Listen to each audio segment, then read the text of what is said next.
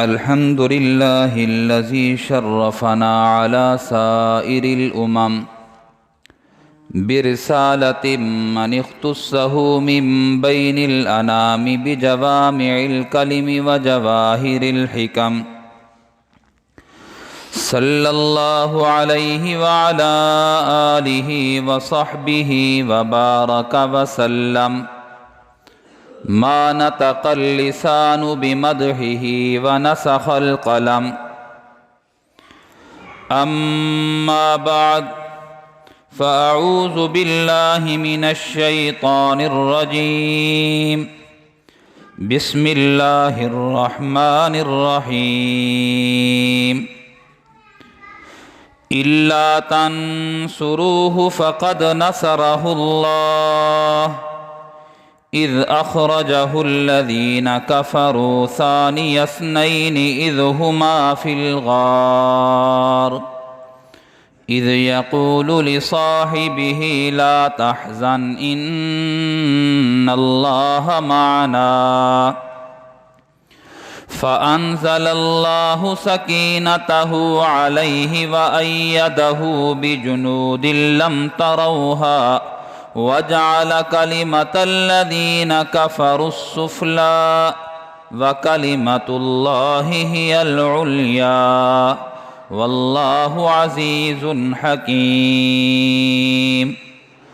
وقال الله في مقام آخر وسيجنبها الأتقى الذي يؤتي ماله يتزكى وما لأحد عنده من نعمة تجزى إلا ابتغاء وجه ربه الأعلى ولسوف يرضى. صدق الله وصدق رسوله النبي الكريم ونحن على ذلك لمن الشاهدين والشاكرين والحمد لله رب العالمين. اللهم صل على محمد وعلى آل محمد كما صليت على إبراهيم وعلى آل إبراهيم إنك حميد مجيد. اللهم بارك على محمد وعلى آل محمد كما باركت على إبراهيم وعلى آل إبراهيم إنك حميد مجيد. انتہائی واجب الاحترام بزرگوں، دوستوں اور عزیز ساتھیوں، دو جمعات سے سیدنا ابو بکر صدیق رضی اللہ تعالی عنہ کا تذکرہ، آپ کی فضیلت، آپ کے مناقب اور آپ کی سیرت کے کچھ پہلو عرض کیے جا رہے ہیں. آج کے جمعہ میں بھی مختصر وقت میں سیدنا صدیق اکبر رضی اللہ تعالی عنہ کا تذکرہ ہوگا، ذکر خیر ہوگا. حضرات صحابہ میرے اور آپ کے لیے سنگ میل کی حیثیت رکھتے ہیں. حضرات صحابہ وہ نمونہ ہیں کہ جن پر ہمیں چلنے کا حکم دیا گیا ہے. کوئی کہہ سکتا تھا حضرات انبیاء علیہم السلام اللہ رب العزت کی مقرب ترین ہستیوں میں سے ہیں، ہم ان کی سیرت پر کیسے چل سکتے ہیں؟ یہ اعتراض اگرچہ کیا نہیں جا سکتا، لیکن کوئی کوڑھ مغزہ اگر کرنا بھی چاہے تو کر سکتا ہے، لیکن اس کو کہہ دیا جائے گا کہ اگر تم حضور کی سیرت کو اختیار کرنا چاہتے ہو، چلو دیکھو پھر حضرات صحابہ کرام وہ حضرات انبیاء علیہم السلام کی عکس تھے. حضرات انبیاء کو دیکھتے تھے ہر نبی کا صحابی، اور نبی جیسے جیسے عمل کرتا جاتا تھا حضرات صحابہ ویسے ویسے عمل کرتے جاتے تھے. تو حضرات صحابہ کرام خصوصاً حضور پاک صلی اللہ علیہ وسلم کے جو صحابہ ہیں ان کی تو مثال ہی نہیں ملتی جہان میں. اتنی عکس تھا، اتنی پرتو تھا حضرات صحابہ کرام کے اندر حضور پاک صلی اللہ علیہ وسلم کا، اتنی دیوانہ تھے حضور پاک صلی اللہ علیہ وسلم کے کہ حضور کے علاوہ تو ان کو کچھ نظر ہی نہیں آتا تھا۔ ایک صحابی کو کہا گیا کہ تو چاہتا ہے کہ تجھے پھانسی نہ لگائی جائے بلکہ تیری جگہ پر حضور کو لا کھڑا کر دیا جائے۔ اس نے کہا کہ تم پھانسی کی بات کرتے ہو، میں تو اتنی بھی گوارا نہیں کرتا کہ میرے ہوتے ہوئے میرے محبوب صلی اللہ علیہ وسلم کو ایک کانٹا چبھے۔ ایک کانٹا چبھنے کی تکلیف بھی صحابہ برداشت نہیں کرتے تھے۔ آج بھی اگر کوئی آدمی حضرات صحابہ کو ہلکا لے تو اس کے ایمان کی کمزوری ہوگی۔ یہ بھی نہیں کہہ سکتے کہ یہ ادنا صحابی ہے۔ ارے ادنا صحابی ہوا کرتا ہے جس نے حالت ایمان میں، صحابی کسے کہتے ہیں؟ جس نے حالت ایمان میں حضور کی زیارت کی ہو، حالت ایمان میں حضور کی زیارت کی ہو اور حالت ایمان میں اس کا خاتمہ ہوا ہو، اس کو صحابی کہا جاتا ہے۔ اور اگر دنیا بھر دی جائے صحابہ کرام کے دیکھنے والوں سے تو صحابی کے پاؤں کے نیچے جو جوتی ہے اور جوتی کے نیچے جو گرد ہے وہ ایک صحابی کے مقام کو نہیں پہنچ سکتے، صحابی کی جوتی کی گرد کو بھی نہیں پہنچ سکتے۔ یہ ہیں صحابہ۔ انہی کی وجہ سے میں اور آپ 1400-1500 سال بعد دعوے سے میں کہہ سکتا ہوں یہ قرآن جو میرے پاس ہے یہ وہی ہے جو خاتم النبیین صلی اللہ علیہ وسلم پر اترا تھا۔ قسم کھا لوں تو جھوٹا نہیں ہوگا۔ ارے 1400 سال چھوڑو، 10 سال کے بعد طریقے تبدیل ہو جاتے ہیں، تھوڑا سا فاصلہ طے کر لیا جائے رواج تبدیل ہو جاتا ہے۔ عرب کہاں عجم کہاں، سال 1 10 نہیں، 100 سال 500 سال نہیں، 1500 سال ہو چکے ہیں۔ جو سنت حضور کے زمانے میں رائج تھی آج بھی دعوے سے کہہ سکتے ہیں وہی سنت آج بھی موجود ہے۔ جو قرآن حضور کے سینے اطہر پر جبریل لے کر آئے تھے آج میرے اور آپ کے پاس اللہ کی قسم وہی قرآن موجود ہے۔ تو اس میں سب سے قابل ستائش حضرات صحابہ کرام ہیں کہ جن کی قربانیوں اور محنت کے نتیجے میں آج مجھ تک آپ تک دین مکمل موجود ہے۔ حضرات صحابہ کرام نے، انبیاء علیہ السلام نے اپنا کام مکمل کر لیا، پھر حضرات صحابہ کرام کی ڈیوٹی شروع ہوئی۔ حضرات صحابہ کرام نے اپنا کام مکمل کیا، آگے تابعی تبع تابعی اولیاء کرام نیک لوگ انہوں نے اپنا کام مکمل کر لیا۔ انہوں نے اپنا کام اس ڈھب اور اس انداز سے کیا ہے دین 1400 سال بعد بھی محفوظ ہے۔ میرے پیارے، میں اور آپ اگر دین پر محنت نہیں کریں گے تو ہماری آنے والے نسلوں کے ایمان کا خطرہ ہے۔ آج جس انداز کے ساتھ کفر کا سیلاب آ رہا ہے، بے حیائی اور فحاشی کا سیلاب آ رہا ہے، ہو سکتا ہے اگر ہم نے دین پر محنت نہ کی، قربانی نہ کی۔ دوستو، حضرات صحابہ کرام نے تو خون پیش کیا، میں اور آپ نے اگر پسینہ بھی پیش نہ کیا تو یاد رکھیے ہمارے آنے والی نسلوں کے ایمان کا نہ ہونے کا خطرہ ہے۔ پچھلے دنوں بھی آیا ہوا تھا، آپ نے بھی سوشل میڈیا سے مجھ سے زیادہ ٹچ ہیں، بندے نے پوچھا کہ صبح کی جب مؤذن اذان دیتا ہے تو اس میں ایک لفظ کا اضافہ کرتا ہے۔ صبح کی اذان میں جب مؤذن اذان دیتا ہے تو اس میں ایک لفظ کا اضافہ کرتا ہے، وہ کون سا لفظ ہے؟ الصلاۃ خیر من النوم۔ وہ کون سا لفظ ہے؟ اس نے کہا یار میں یہاں مسافر ہوں، نیا آیا ہوا ہوں، میرا گھر تو توسے میں ہے، مجھے معلوم نہیں ہے۔ یہ تو ہنسنے والی انہوں نے ایسا بات کی ہے، لیکن یہ ہنسنے کا مقام نہیں ہے، یہ رونے کا مقام ہے۔ اس نے کہا یار صبح کی اذان میں مؤذن کیا اضافہ کرتا ہے جو ظہر اور عصر اور عشاء میں نہیں کرتا، مجھے اس بارے میں معلوم نہیں ہے۔ اس نے کہا کہ یہ شاید یہاں اضافہ ہوتا ہے، میرے علاقے میں کوئی اضافہ نہیں ہوتا۔ کہا گیا کہ غسل کے کتنے فرض ہیں؟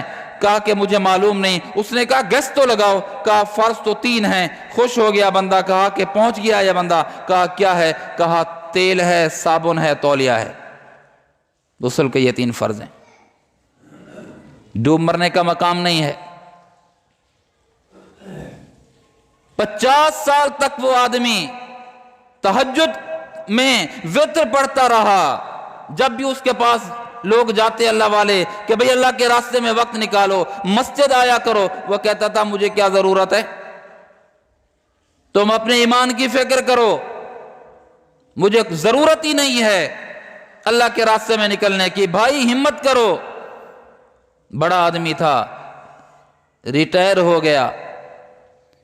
پھر یہ تبلیغ والے جس کے پیچھے پڑ جاتے ہیں آسانی سے چھوڑتے نہیں ہیں، پڑے رہے، لگے رہے، محنت کرتے رہے، اللہ سے مانگتے رہے۔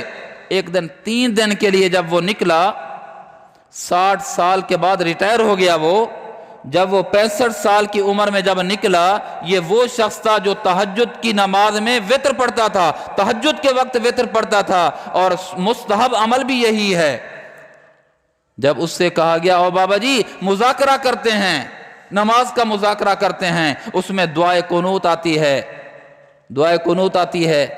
وہاں پر دعائے قنوت میں ایک جملہ آتا ہے وَنَشْكُرُكَ وَلَا نَكْفُرُكَ، وَنَشْكُرُكَ وَلَا نَكْفُرُكَ، اے اللہ ہم تیرا شکر ادا کرتے ہیں، تیری ناشکری اور کفر نہیں کرتے۔ جب اس بابا جی سے 65 سالہ بابا جی سے جب سنا گیا بابا جی اب آپ کی باری ہے، اس نے جملہ یہ نہیں کہا وَنَشْكُرُكَ وَلَا نَكْفُرُكَ، اس نے کہا وَلَا نَشْكُرُكَ وَنَكْفُرُكَ، اللہ میں تیرا شکر نہیں کرتا، میں تیرا کفر کرتا ہوں۔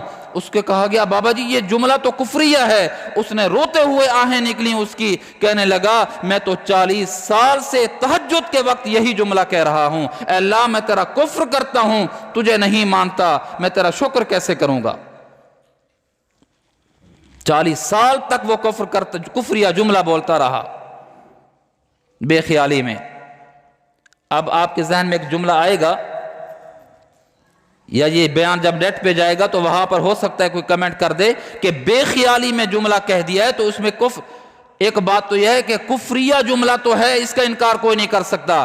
دوسری بات یہ ہے حضرت مفتی محمد شفیع حضرت مفتی رشید احمد صاحب لدھیانوی رحمۃ اللہ علیہ نے احسن الفتاوی میں لکھا ہے اور میں نے خود پڑھا ہے، فرمایا جہالت کوئی عذر نہیں ہے، اتنا تو ہر مسلمان پر علم جاننا فرض ہے، اس کو معلوم ہو سکے کہ اللہ کی بندگی کیسے کی جاتی ہے۔ اللہ کے ہاں یہ عذر نہیں چلے گا کہ اللہ میں تو بے خبر تھا، مجھے معلوم نہیں تھا۔ یہ کس لیے تھے مساجد، مکاتب، علماء، داڑھی والے، مبلغین، واعظین کس لیے تھے؟ اگر انبیاء کا سلسلہ ختم ہو چکا ہے تو اولیاء کا سلسلہ تو ختم نہیں ہوا۔ کونوا مع الصادقین کس وجہ سے کہا گیا؟ یا ایھا الذین آمنوا اتقوا اللہ کونوا مع الصادقین، تقوی اختیار کرو، سچوں کے ساتھ رہو۔ حضرات فرماتے ہیں، میرے بابا فرماتے ہیں وجہ یہ ہے نبی کا سلسلہ تو ختم ہو چکا ہے، اولیاء کرام صدیقین قیامت تک آتے رہیں گے۔ اگر قیامت تک نہ آنا ہوتا تو یہ نہ کہا جاتا کہ سچوں کے ساتھ ہو جاؤ، اولیاء کے ساتھ ہو جاؤ۔ تو میرے دوستو، حضرات صحابہ کرام کی قربانیوں کے نتیجے میں، اپنے بڑوں کی قربانیوں کے نتیجے میں میں اور آپ مسلمان ہیں۔ اب میں نے اور آپ نے اس بات کی فکر کرنی ہے کہ ہماری نسلیں محفوظ رہیں، کفر سے محفوظ رہیں، شرک سے محفوظ رہیں، بدعت سے محفوظ رہیں، خرافات سے محفوظ رہیں۔ اس کے لیے مجھے اور آپ کو میدان عمل میں آنا پڑے گا۔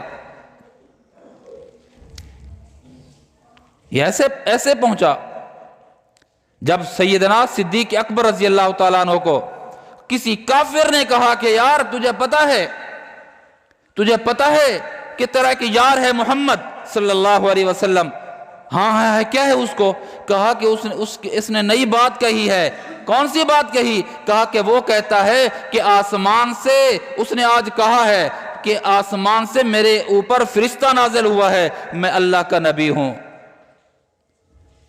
بازار میں کسی کافر نے طنز کے طور پر پیغمبر علیہ السلام پر ٹوک کرتے ہوئے کہا کتابوں میں آتا ہے ابو بکر رک گیا، اس کی آنکھوں میں آنکھیں گاڑ کے فرمایا میرے دوست نے کیا کہا؟ کہا کہ اس نے کہا میں اللہ کا پیغمبر ہوں۔ کہا کہ تو نے یقین کیا؟ کہا میں یقین کرنے والوں میں سے نہیں ہوں۔ کہا کہ تو ایمان لانے والوں میں نہیں ہے۔ اگر میرے محمد صلی اللہ علیہ وسلم نے کہہ دیا ہے کہ میں اللہ کا پیغمبر ہوں، ایک دشمن کے منہ سے سن کے، میں ابو بکر تصدیق کرتا ہوں اس بات کی کہ میرے محبوب نے جو کچھ فرمایا ہے میں سچ سمجھتا ہوں، واقعتاً وہ اللہ کا رسول ہے۔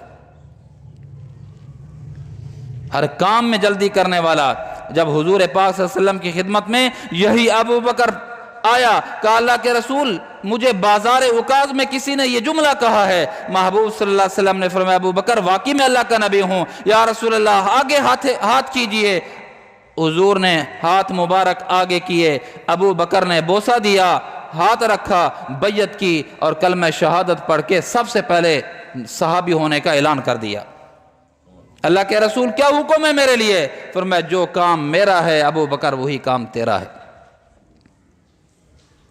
جو کام میرا ہے وہی تیرا ہے۔ اب ابو بکر بھی حضور کے شانہ بشانہ، ابو بکر بھی حضور کے شانہ بشانہ۔ شام ہو گئی، حضور کی خدمت میں ایک بندے کو لا کر حاضر کر دیا، اللہ کے رسول سارے دن کی میری تبلیغ کی محنت کا نتیجہ یہ ہے، اس کو قبول فرما دیجئے۔ حضور نے اس کو حلقہ اسلام میں داخل کر لیا، دوسرا، تیسرا، چوتھا، حتیٰ کہ صرف ابو بکر نے ایسا نہیں کیا کہ اسلام کی کسی کافر کو دعوت دی ہو، بلکہ جو کافروں میں کمزور لوگ غلامی کی زندگی گزار رہے تھے، جو غلامی کی زندگی گزار رہے تھے، حضرت ابو بکر صدیق رضی اللہ تعالیٰ نے ان کو پیسے دے کر، ان کو رقم دے کر، ان کو تاوان اور چٹی دے کر 7 کمزور قسم کے غلاموں کو کافروں کی غلامی سے آزاد کیا۔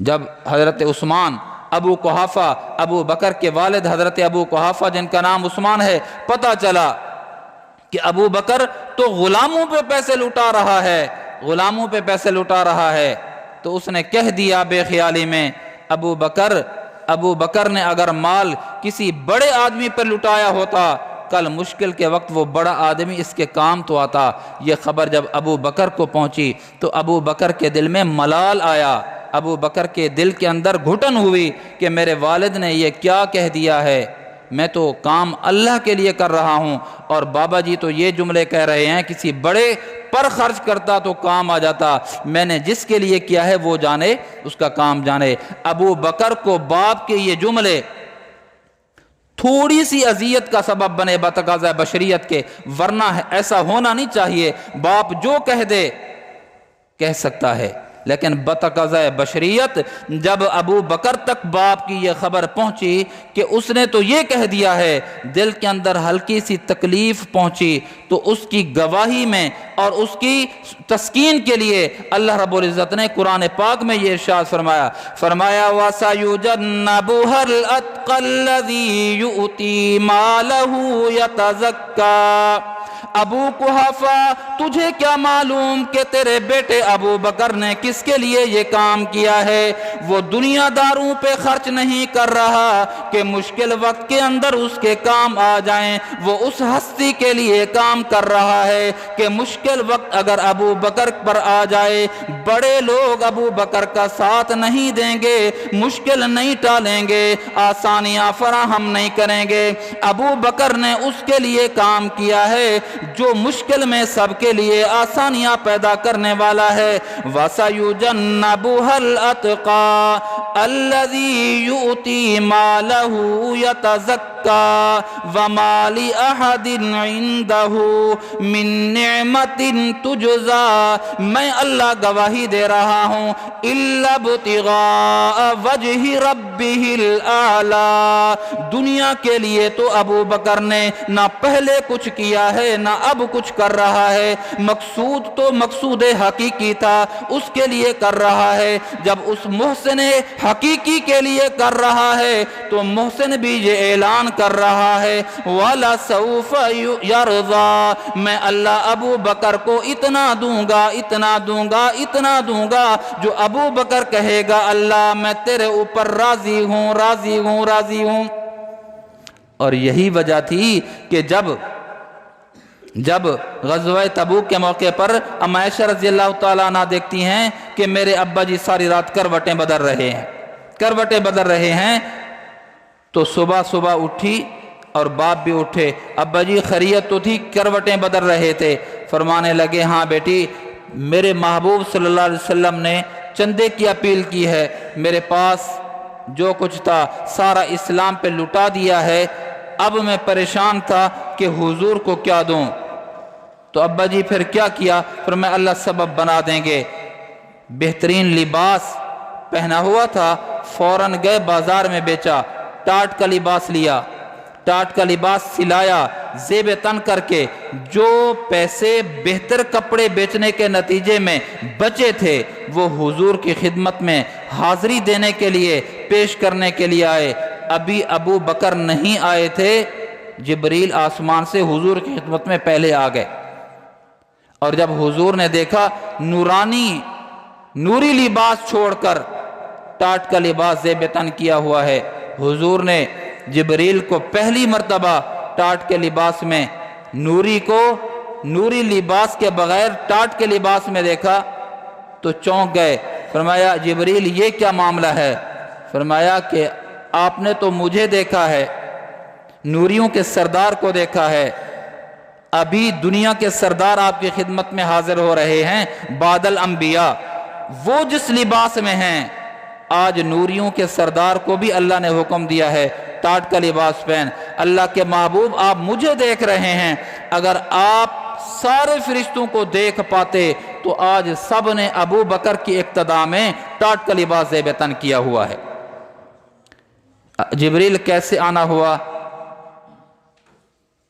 پیغام لایا ہوں، ایک تو یہ ہے کہ ابو بکر آ رہے ہیں، اللہ کا سلام دے دیجئے، دوسرا یہ ہے کہ ابو بکر سے پوچھئے کہ جب اسلام کو قبول کیا تھا تو 6-7 آپ کی دکانیں تھی ریشمی کپڑوں کی۔ میں کہا کرتا ہوں یہ ریشمی کپڑے جو عورتیں پہنتی ہیں یہ ریشمی ہیں ہی نہیں۔ ریشمی کپڑے کی تعریف کیا ہے؟ ریشمی کپڑے کی تعریف یہ ہے کہ اس کو اگر ایسے کھلا کر دیا جائے، کوئی دور سے فائر کرے تو فائر اندر کراس نہ کرے، اتنی وہ ملائم ہوتا ہے، پھسل جائے۔ 6-7 آپ کی دکانیں تھیں، اور اب یہ ہے کہ ٹاٹ کا لباس زیب تن کیا ہوا ہے، تو اسلام پر قربان کرنے کے بعد تو راضی ہے؟ جب ابو بکر آ گئے تو اللہ کا سلام بھی دیا اور اللہ کا پیغام بھی دیا کہ اللہ فرما رہے ہیں ابو بکر تو راضی ہے؟